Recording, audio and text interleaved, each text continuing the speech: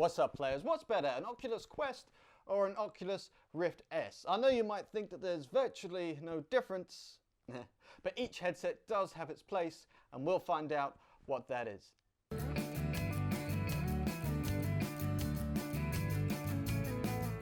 The holidays and Black Friday are right around the corner, and I think at this point Black Friday and Prime Day should just be considered national holidays. But you might be considering either of these two headsets, and the first question you need to ask yourself is, do I have or do I plan on getting a gaming PC? If the answer is no, buy a Quest, otherwise there's a lot to consider. First is the price. Both of these cost almost the same, with the Quest starting out at $399 for 64 gigabytes or $499 for the 120 gigabyte model. It's worth noting that there is no expandable storage for the Quest, and the Rift S is also $399. But with the Rift S, you do need to factor in the cost of a VR-ready PC if you don't have one already. If you ask the Germans, they will always tell you VR-ready. A VR-ready PC can set you back between £1,000 and £200, but hey, then you have an awesome gaming PC as well. But you will not have a good experience running the Rift on a PC with anything less than the minimum specifications, which are on your screen now. So how could Oculus make an all-in-one VR device that doesn't need a PC for $399? Well, there are some trade-offs, and we'll take a look at the hardware. The Quest has an OLED screen with an overall resolution of 2880 by 1600, a 72 Hz refresh rate, and a 100-degree field of vision. The Rift S has an LCD panel with an overall resolution of 2560 by 1440, 80 Hz refresh rate, 110-degree field of view. Although the resolution is less, there are more subpixels, which is very important because the use of subpixels means they fill in the gap between the main pixels, reducing the screen door effect and making the image clearer. And although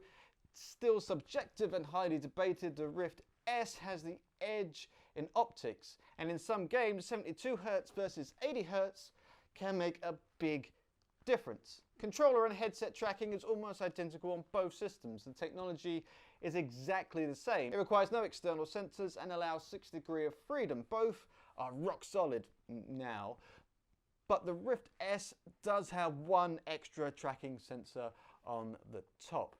The Quest is slightly larger at 570 grams versus 610 grams for the Rift S.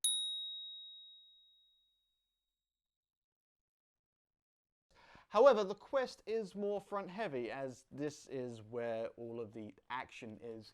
The strap design is the same as the original Rift, and I personally prefer the halo design on the Rift S because the weight is distributed more evenly around your head.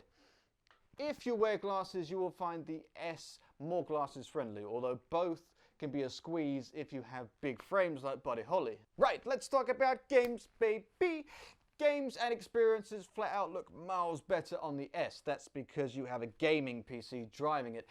A graphics comparison for the Quest will be something like late PS3, but with games that don't require much GPU power like Superhot and Beat Saber, there will be a difference, but it will be a lot less noticeable. You will see a difference in games like Robo Recall and some AAA games like Asgard's Wrath and the just released Stormland, which have no plans to be on the Quest at all. But there may be a silver bullet, which I'll get to a bit later. But there are some exclusive experiences for the Quest or mobile platform like Oculus Venues. For some reason, that isn't available on the desktop at all. Okay, so ease of use. If you can use a phone, you'll be fairly comfortable with the Quest interface. And if you can install software on a PC, you'll be fine with the S. Over the past 4 years, Oculus have worked really hard on making the desktop Rift setup as easy as possible for the most part.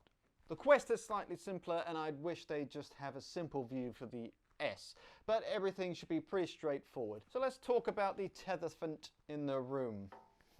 Dad jokes.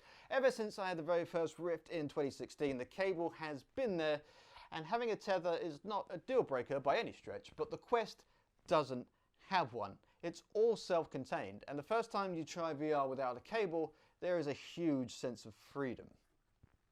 And now it's time for planned obsolescence.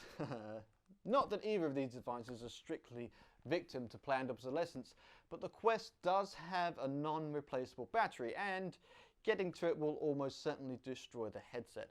So when the battery reaches end of life, so will your Quest. Send it all to landfill.